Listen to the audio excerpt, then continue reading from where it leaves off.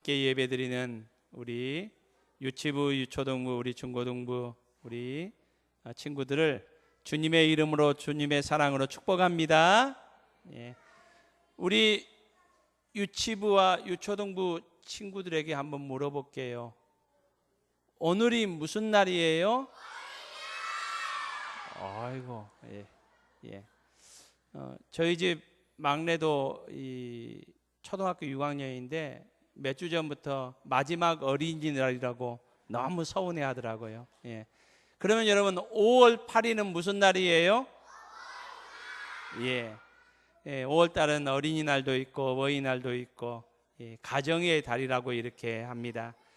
가정의 달을 맞이해서 또 우리 어린이 주일을 맞이해서 우리 연합 예배를 드리는데, 이 시간 설교 제목에도 나와 있지만 하나님께서 우리의 가정을 얼마나 소중히 여기시는지, 또 하나님께서 우리의 가정을 통해서 어떤 복을 주시는지를, 은혜를 주시는지를 우리가 함께 말씀을 통해서 살펴보기를 원합니다.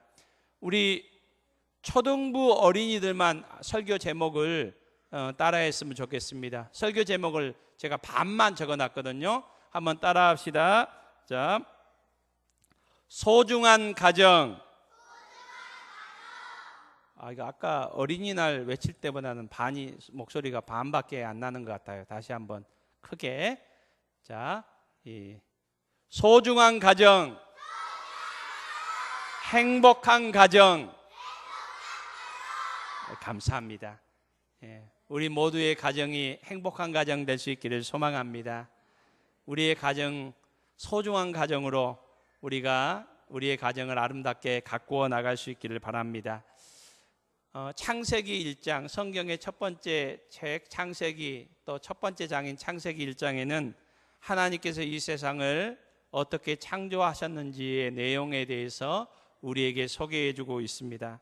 특별히 1장 2절 말씀에 보면은 하나님께서 세상을 창조하실 때에 지구의 이 모습이 어떠했는지 우리에게 설명해 주고 있어요. 우리 초등부 친구들, 여러분들 이 지구가 어떻게 생겨졌는지 혹시 본 친구 있어요? 여러분들도 못 봤지만 우리도 못 봤어요.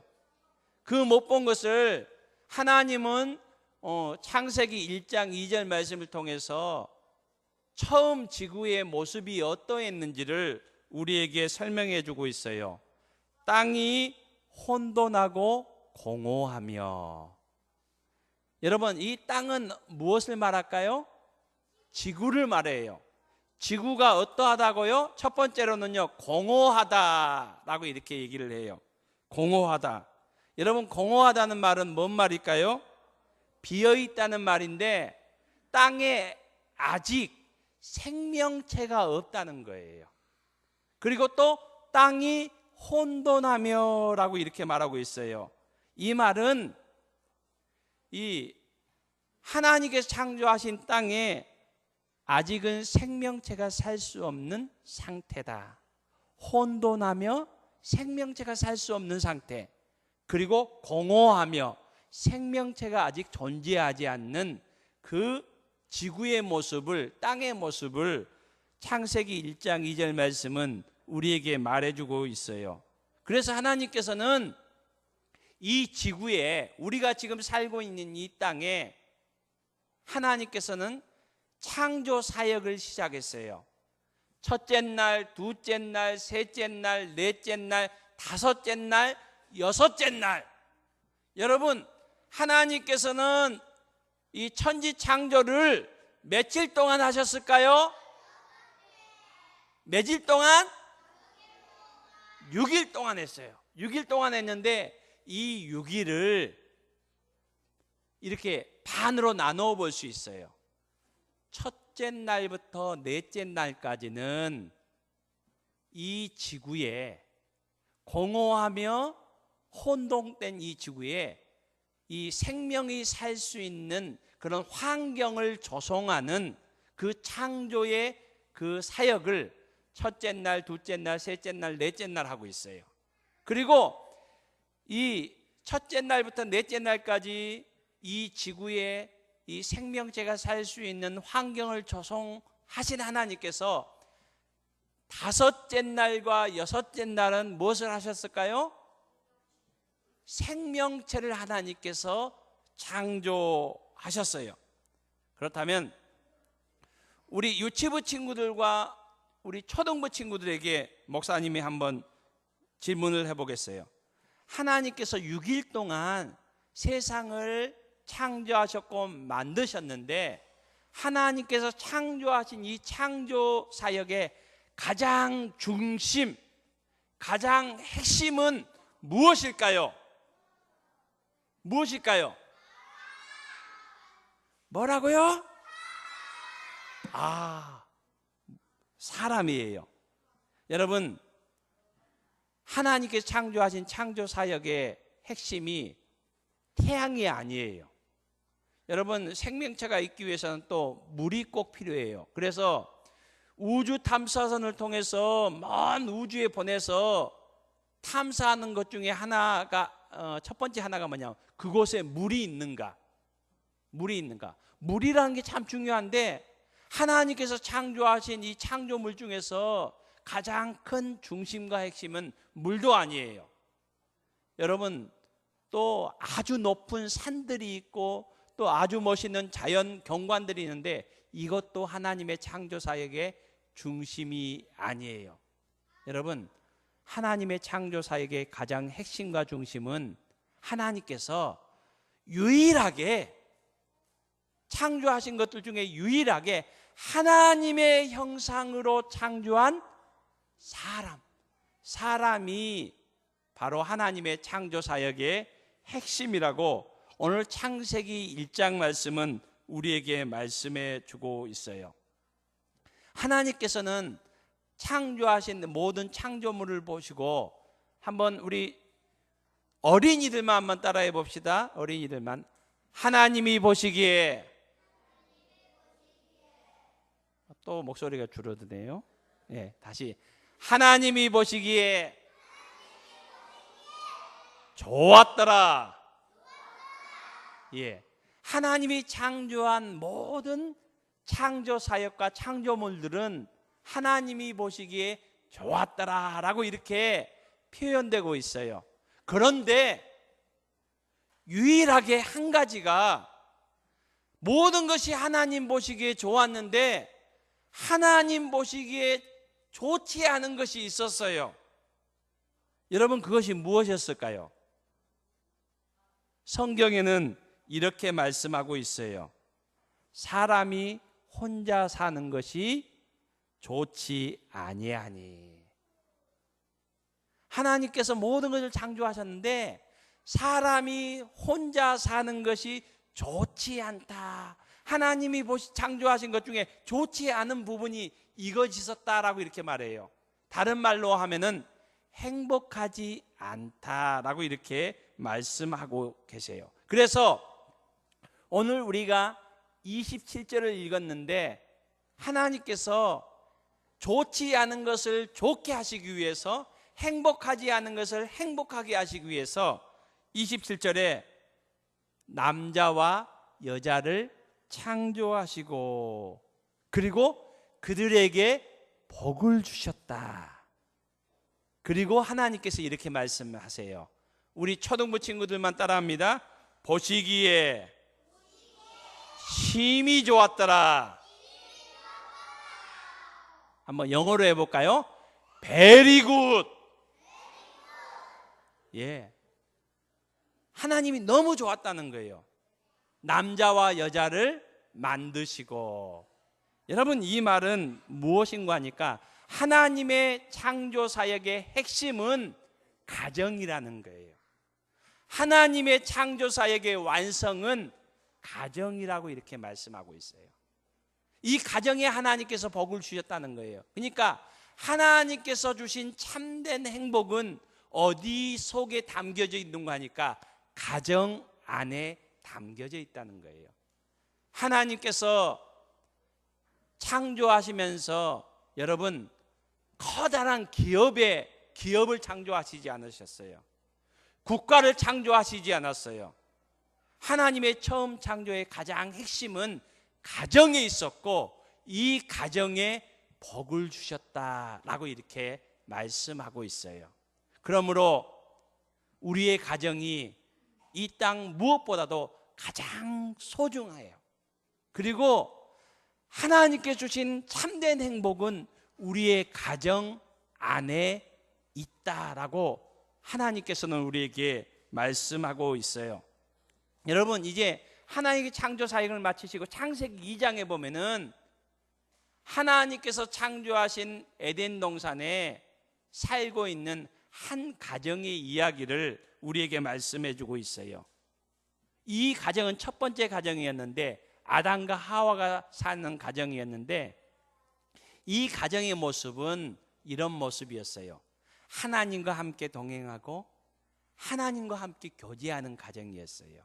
다른 말로 하면은 하나님의 다스림을 받고 하나님의 통치를 받는, 하나님께서 주인 되심을 인정하는 가정이었어요. 이 가정에는 어떠한 모습들이 있었을까요? 여러분, 이 가정에는 이런 모습이 있었어요. 벌거벗었으나 부끄러움이 없는 가정이었어요. 여러분, 서로 시기하거나 다투는 가정이 아니었고요, 서로의 부족함을 감싸주는 가정이었어요. 물질적인 풍요는 없었어도 하나님께서 함께 하시는 처음 가정은 서로의 부족함을 보듬어주고 벌거벗었으나 부끄러워하지 않는 그런 행복한 가정이었어요. 또 이 가정 안에는 또 어떤 모습이 있었습니까? 이렇게 말합니다. 남자가 여자에게 내 뼈 중에 뼈요 내 살 중에 살이라. 이것은 사랑한다는 거예요. 하나님께서 함께 하시고 동행하시는 에덴 동산에 있었던 첫 번째 가정은 사랑이 넘치는 가정이었어요. 여러분, 우리의 가정이 이런 아름다운 행복한 가정 될 수 있기를 주님의 이름으로 축복합니다. 하나님께서 창조하신 첫 번째 가정에는 하나님께서 함께 하셨고, 그 하나님께서 함께 하시는 가정 안에는 서로를 사랑하고 서로를 품어주고 서로를 아껴주는 아름답고 행복한 가정이었습니다. 그런데 이 행복한 가정에 문제가 있었습니다. 어떤 문제요? 죄가 그 가정 안에 들어왔습니다. 죄가 들어오니까 그 가정이 문제가 생기기 시작했고, 그 가정 안에 아픔이, 슬픔이, 고통이 찾아오게 되었습니다. 그래서 생긴 모습이 어떤 모습입니까? 하나님의 낯을 피하였다라고 성경은 말씀하고 있습니다. 여러분, 하나님의 낯을 피했다는 건 뭐예요? 원래는 하나님과 동행하고 하나님과 교제했는데 이제는 하나님과의 교제가 단절됐다는 거예요. 하나님과의 동행이 깨어졌다는 거예요. 여러분, 혹시 우리의 가정이 하나님과의 교제가 단절되어 있지 않습니까? 그렇다면 이 부분을 다시 회복할 수 있는 우리의 가정이 될 수 있기를 소망합니다. 여러분, 죄가 들어오니까 또 어떤 모습이 있어요? 이 남자가 하나님께 이렇게 얘기해요. 하나님, 우리 가정에 문제가 생기기 시작한 것은 하나님께서 주셔서 나와 함께 하라고 한 이 여자 때문에 생겼습니다. 하나님이 이 여자 주시지 않았으면은 우리 가정에 문제가 안 생겼을 거예요. 이렇게 하나님께 책임 전가를 하는 거예요. 또 여자는, 하와는 또 뭐라고 해요? 내가 죄 짓게 된 것은 하나님이 창조하신 이 뱀 때문에 그렇습니다. 여러분, 서로에게 책임을 전가하는, 여러분, 우리의 가정 안에 이런 아픔들이 혹시 있지 않습니까? 이것이 바로 죄가 들어와서 깨어진, 상실된, 하나님께 주신 축복된 가정이 깨어져서 상처가 입어서 이렇게 되어 있음을 우리는 보게 되는 겁니다. 여러분, 이렇게 책임 전가하고 있지만은 여러분, 원래 무엇 때문에 그렇습니까? 아담과 하와가 죄를 짓게 된 이유가 무엇입니까? 성경은 분명하게 얘기합니다. 하나님과 같아지려는 그런 마음 때문입니다. 이것은 무엇입니까? 자신들이 주인 되겠다는 겁니다. 하나님이 가정의 주인 되시며 하나님이 다스리고 통치해야 되는데 하나님의 다스림과 하나님의 통치, 하나님의 주인 되심을 거절하고 거부하고 이제는 자신들이 가정의 주인 되려고 하는 그 행위에서 가정의 아픔과 상처가 시작되었음을, 죄가 들어왔음을 성경 우리에게 말씀해 주고 있습니다. 여러분, 하나님은 우리의 가정을 소중히 여기십니다. 그리고 우리의 가정들이 행복한 가정이 되기를 원하십니다. 그렇다면은 우리의 가정이 어떻게 행복한 가정으로 다시 회복될 수 있습니까? 하나님께서는 에베소서 5장과 6장 말씀을 통해서 행복한 가정으로 회복되는 원리에 대해서 말씀해 주고 있습니다. 여러분, 에베소서 5장과 6장에는 바울 사도가 하나님의 말씀을 통해서 에베소 교회에게 얘기합니다. 가정이 가정다워지며 하나님께서 기뻐하시는 행복한 가정으로 세워지기 위해서는 4가지의 기둥이 세워져야 된다라고 이렇게 얘기합니다. 말씀합니다. 여러분, 우리의 가정이 하나님께서 기뻐하시는 행복한 가정으로 세워지기 위해서는 4가지의 기둥이 다시 세워져야 됩니다. 그 기둥, 첫 번째 기둥은 어떤 기둥입니까?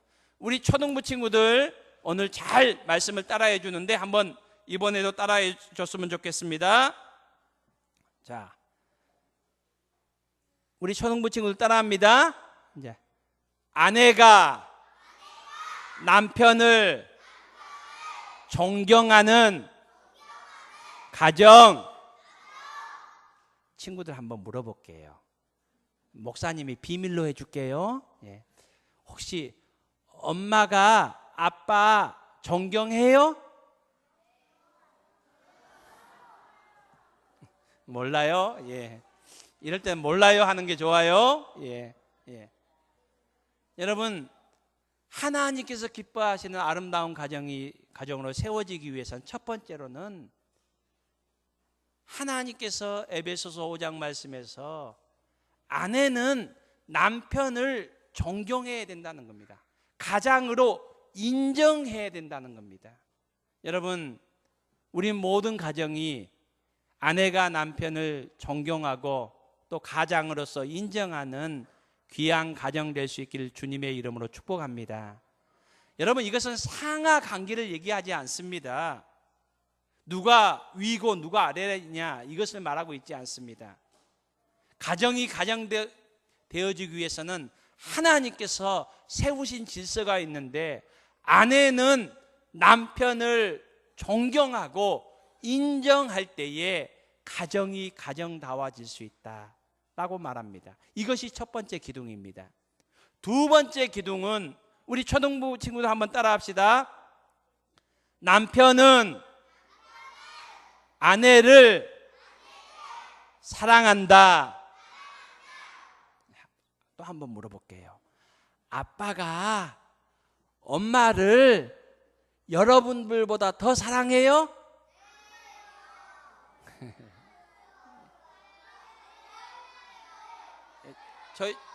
예, 잘했어요. 예, 그만하면 돼요. 예. 한번 대표를 한번 물어볼게요. 좋은 길? 엄마는 아빠를 은길이보다 더 사랑해요? 예.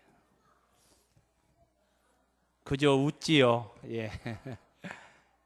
여러분, 하나님께서는 우리의 가정이 행복한 가정으로 온전히 세워지기 위해서는 남편은 아내를 위해서 희생할 줄 알아야 되고 예수님께서 몸된 교회를 위해서 모든 것을 내어주신 것 같이 사랑하신 것처럼 사랑해야 된다는 겁니다.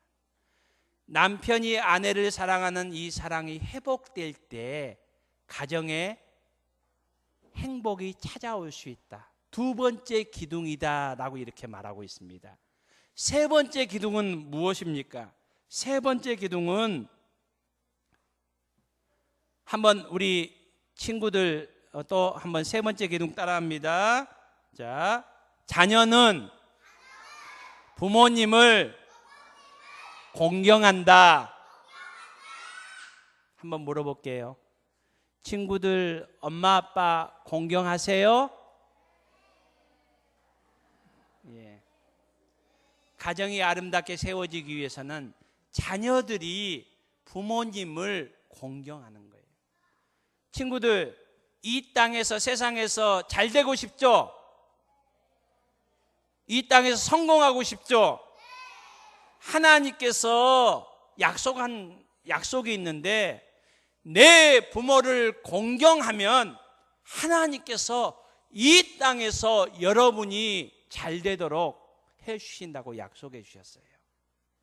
여러분, 자녀된 우리 모두가 우리 부모님을 공경하는 우리 모두 자녀들 될 수 있기를 주님의 이름으로 축복합니다. 가정을 바로 세우기 위해서는 자녀들은 부모를 공경해야 된다는 겁니다. 네 번째 기둥은 한번 마지막입니다. 한번 따라합니다. 부모는 자녀를 사랑하고 인정한다. 오늘 본문에 보면은 이렇게 나옵니다. 에베소서 6장에 보면은 이 자녀를 노엽게 하지 말라는 겁니다. 이 말은 뭐냐면은 자녀를 내 소유로 생각하고 내 마음대로 이렇게 키워서는 안 된다는 겁니다. 한 인격체로 인정하고 존중하며 사랑해야 되는 것을 말합니다.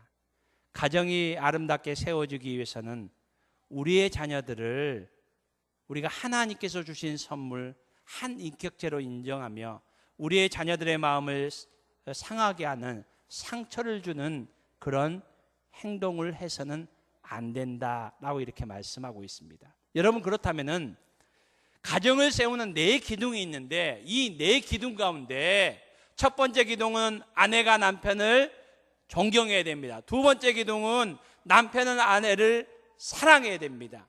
세 번째 기둥은 자녀는 부모를 공경해야 됩니다. 네 번째 기둥은 부모는 자녀의 마음을 상하게 해서는 안 됩니다. 한 인격체로 인정을 해줘야 됩니다. 여러분, 이 네 기둥 중에 가장 중요한 기둥이 어떤 기둥일까요? 여러분들이 생각할 때 네 번째 같아요? 예. 여러분, 가정에 네 기둥이 있다면 어떤 한 기둥이 좀 더 높아지면 어떻게 될까요? 무너져요. 집이 잘 세워지기 위해서는 이 네 기둥이 균형 있게 동일하게 세워져야 됩니다. 여러분, 아내가 남편을 존경하듯이 남편은 아내를 사랑해야 되고, 자녀가 부모를 공경하듯이 또 부모는 자녀를 또 인격체로 인정해주고 또 이렇게 사랑해줘야 됩니다. 이 네 기둥이 아름답게 세워질 때에 우리의 가정이 행복한 가정으로, 하나님께서 기뻐하는 가정으로 세워져 갈 수 있다라고 하나님은 말씀하고 있습니다.